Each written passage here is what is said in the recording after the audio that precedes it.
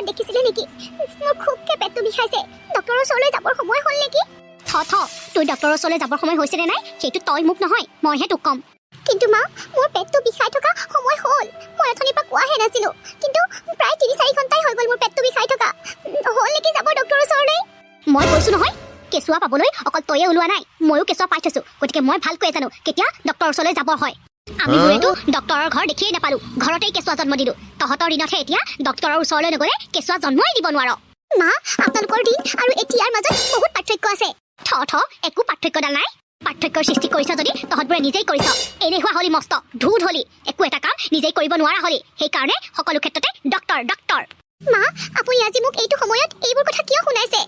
আমি বোৰে কেঁচুৱা পোৱাৰ সময়ত ঢেঁকীত ধান মানিব লগা হৈছিলে, পথাৰত ধান দাব লগা হৈছিলে, ভুই ৰুব লগা হৈছিলে। তহঁতবোৰে সেইবোৰ কৰি পাইছ? কিমান ক'লো তলৰ পকাখন তই হাতেৰে মচিবি, তেতিয়া তোৰ ডেলিভাৰী সময়ত তোৰ কাৰণে ভাল হ'ব। নাই, মোৰ কথা কিন্তু তই কেতিয়াও নুশুনিলি।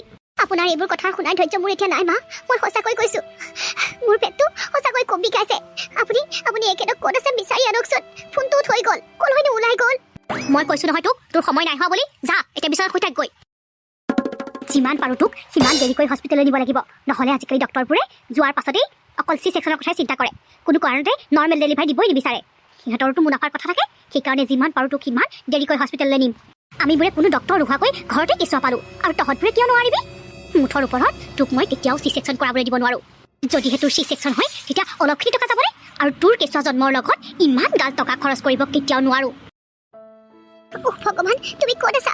মোলৈ অকণমান চকু মেলি চোৱা। মই কি কৰোঁ, ক'লৈ যাওঁ, কেনেকৈ ডক্টৰৰ ওচৰলৈ যাওঁ? মানুহজন ক'লৈ গ'ল?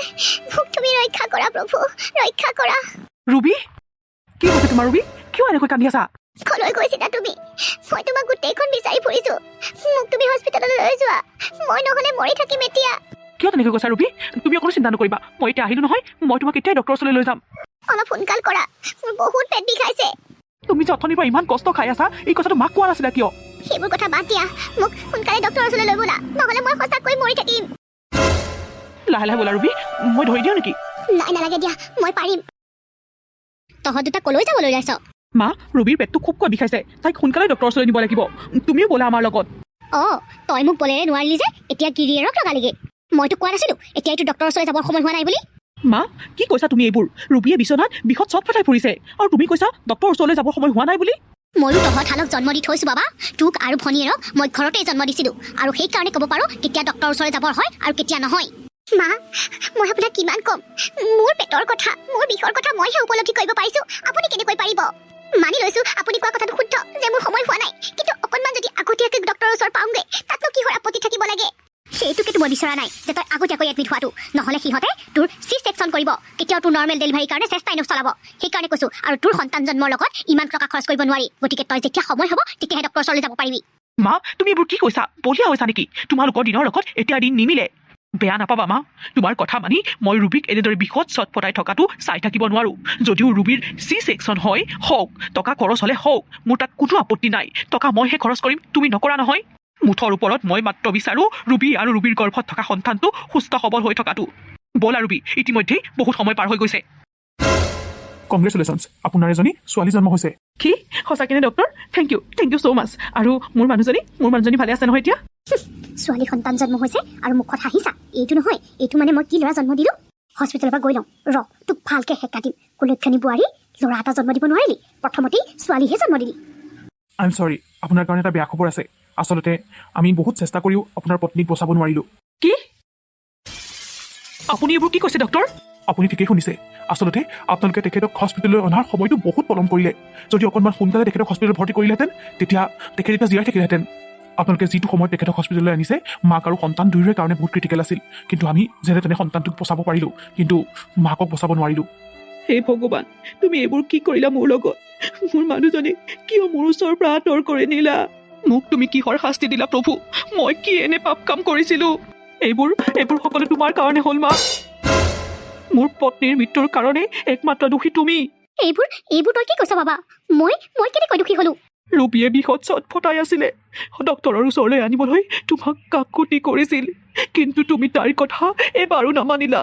তুমি তোমাৰ জেদতে অটল হৈ থাকিলা, আৰু তাৰ ফলশ্ৰুতিত আজি মই মোৰ পত্নীক হেৰুৱালোঁ। মই সকলোখিনি মোৰ নিজস্ব অভিজ্ঞতাৰ ফালৰ পৰা কৈছিলোঁ বাবা। তই মোক বিশ্বাস কৰ বাবা, মই সপোনতো ভবা নাছিলো যে অকণমান পলমকৈ হস্পিটেললৈ আহিলে বোৱাৰীৰ মৃত্যু হ'ব বুলি। চি ছেকশ্যন হ'লে মানে টকা খৰচ হ'ব বুলি তুমি ভয় কৰিছিলা নহয় মা। এতিয়া দেখিলা, যোৱা, তোমাক মই বহুত টকা দিম, আনি দিয়া তুমি মোৰ মানুহজনীক মোৰ ওচৰলৈ, পাৰিবা আনিব? বাবা নিজকে চম্ভাল। এইটো পৰিস্থিতিত যদি তই এনেকৈ ভাঙি পৰ তেতিয়াহ'লে এই কণমানি ছোৱালীজনীৰ কি হ'ব? তাইৰ কথা চিন্তা কৰ। মোৰ সোণজনী, তুমি চিন্তা নকৰিবা। তোমাক তোমাৰ এই দেউতাৰে কেতিয়াও মাৰ অভাৱ অনুভৱ কৰিবলৈ নিদিয়ে। তুমি মোৰ আৰু ৰুবিৰ ভাল পোৱাৰ একমাত্ৰ চিন। কেতিয়াও কোনো বিপদে তোমাক স্পৰ্শ কৰিব নোৱাৰে। তোমাক তোমাৰ এই দেউতাৰে কথা দিছো। আমি তোৰ ওচৰলৈ ডাঙৰ কথা এটা পাতিবলৈ আহিছিলো বাবা। কি কথা মা? তই কি ভাব নাজানো, কিন্তু আমি বোৰে তোৰ ভাল চিন্তা কৰি পেলাইহে এটা সিদ্ধান্ত লৈছো। বাবা তই আকৌ বিয়া কৰাব লাগিব। দাদা, মায়ে ঠিকেই কৈছে। অন্য নহ'লেও এই কণমানিজনীৰ কথা ভাবিয়েই তই আকৌ বিয়া কৰাৰ কথা ভাব। তাইক তই কেনেকৈ অকলে ডাঙৰ দীঘল কৰিবি? তাইক ডাঙৰ দীঘল কৰিবলৈ বা চোৱা চিতা কৰিবলৈকে এতিয়া তাইৰ মাক এজনীৰ প্ৰয়োজন। খবৰদাৰ, মোৰ বিয়া সম্পৰ্কে আৰু এটা বাক্যও নকবি।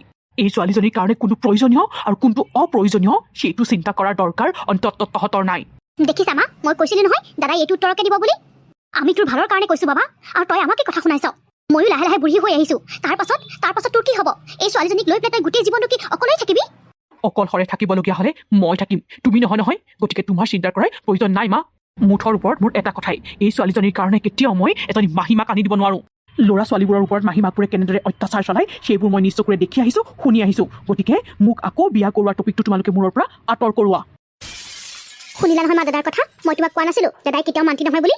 মান্তি কৰোৱাবই লাগিব। চলে বলে বুদ্ধি কৌশলেৰে মুঠৰ ওপৰত তাক মান্তি কৰোৱাবই লাগিব।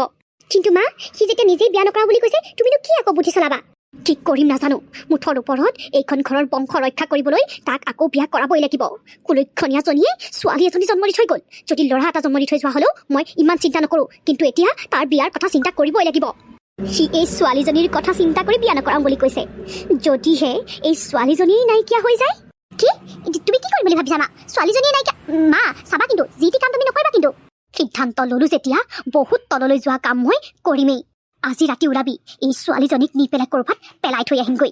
নাই দেই মা, এইবোৰ কামত মই তোমাৰ লগ দিব নোৱাৰো। কিন্তু তুমি মোৰ পৰা একো আশা নকৰিবা। পাছত দাদাই কেনেবাকৈ গম পাবলৈ হ'লে মোৰ ডিঙি কাটিব। নালাগে তই মোৰ লগ দিব, কিন্তু মই মোৰ বংশ ৰক্ষাৰ কাৰণে যিকোনো কামেই কৰিব পাৰিম। মোক বেয়া নাপাবি তই। দুখ তোৰ গাত নহয়, দুখ তোৰ মাৰৰ গাত। যদি তোৰ ঠাইত তোৰ মাৰে এডাল ল'ৰা সন্তান জন্ম দিলেহেঁতেন, তেতিয়াহ'লে মই এইটো কাম কেতিয়াও নকৰিলোহেঁতেন। আৰু তই যদি তোৰ বাপেৰৰ লগত থাক, তেতিয়া তোৰ বাপেৰে কেতিয়াও আকৌ বিয়া নকৰাই। গতিকে তই তোৰ বাপেৰৰ পৰা আঁতৰ হ'বই লাগিব। মা, তুমি ইমান নিষ্ঠুৰ কেনেকৈ হ'ব পাৰিলা মা? নিজৰ স্বাৰ্থৰ কাৰণে তুমি মোৰ ছোৱালীজনীক, আৰে মোৰ ছোৱালীজনী বাদেই দিয়া, সেইজনীতো তোমাৰ নাতিনী, তুমি তোমাৰ নাতিনীৰ লগত এনেকুৱা ব্যৱহাৰ কৰিব পাৰিলা? বাবা তই মোক ভুল বুজিছ বাবা। চুপ থাকা আৰু এষাৰ কথা নকবা। তোমাৰ মুখৰ পৰা মই আৰু এষাৰ শব্দ শুনিব নিবিচাৰো। বাবা তই মোক কথা দে যে তই আকৌ বিয়া কৰাবি, তেতিয়া মই এই ছোৱালীজনীৰ লগত একো নকৰো। আৰু নহ'লে কি তুমি এই ছোৱালীজনীক মাৰি পেলাবা? মনত ৰাখিবা মা, অন্তত তাই বাপেক জীয়াই থকালৈকে তাই কোনেও একো কৰিব নোৱাৰে। তোমাৰ লগত যদি মই মোৰ ছোৱালীজনীক ৰাখোঁ, তেতিয়া সঁচাকৈ এদিন তাইক তুমি মাৰি পেলাবা। নাই মই তোমাৰ লগত এইখন ঘৰত আৰু এক ছেকেণ্ডো থাকিব নোৱাৰো। বাবা তই কি কৈছ এইবোৰ? তুমি ঠিকেই সুধিছা। মই এতিয়াই মোৰ ছোৱালীজনীক লৈ এইখন ঘৰ একেবাৰে এৰি গুচি যাম। তুমি ভাবি ল'বা যে তোমাৰ বোৱাৰীৰ লগতে তোমাৰ পুত্ৰৰ মৃত্যু হ'ল। সোণজনী, তই এতিয়া যাৰ কোচত আছ সেইজনী তোৰ আইতাৰ নহয়, এজনী ডাইনী হয়, যিয়ে তোক গোটেই গিলি পেলাব। বল মাজনী, তোক মই এনেকুৱা এটা স্থানত ৰাখিম য'ত তোৰ আইতাৰ কি কোনো বিপদেও তোক স্পৰ্শ কৰিব নোৱাৰে। বাবা মই যি কৰিছিলো তোৰ ভালৰ কাৰণে কৰিছিলো। তই এনেকৈ মোক এৰি থৈ যাব নোৱাৰ। ঘূৰিয়া মাৰৰ ওচৰলৈ। নাহে মা, তুমি যিমান চিঞৰি মাতিলো দাদা আৰু তোমাৰ কাষলৈ ঘূৰি নাহে। মই তোমাক কৈছিলোৱেই তুমি এইটো কাম কৰাৰ আগত ভাবি চিন্তি লোৱা, কিন্তু তুমি মোৰ কথাও নুশুনিলা। ইমান নিষ্ঠুৰ কাম এটা কৰিবলৈ আগবঢ়াৰ আগত তুমি এবাৰ ভাবি চাব লাগিছিল। ময়ো কালি ৰাতিপুৱাতে যামগৈ। তোমাৰ লগত চাগে মোৰো এয়া শেষ দেখা। কাৰণ মোৰ স্বামীৰ ঘৰৰ মানুহে যেতিয়া এইবোৰ কথা গম পাব, মই নিশ্চিত যে তেওঁলোকে মোক তোমাৰ লগত সম্পৰ্ক ৰাখিবলৈ নিদিব। তইও মোক এৰি থৈ যাবিগৈ। যা, তহঁত সকলোৱে মোক এৰি থৈ যা। আচলতে মোৰ লগত এইবোৰ হ'বই লাগে। মই পাপ কাম কৰিবলৈ লৈছিলোঁ, আৰু এই পাপৰ শাস্তি মই ভুগিবই লাগিব।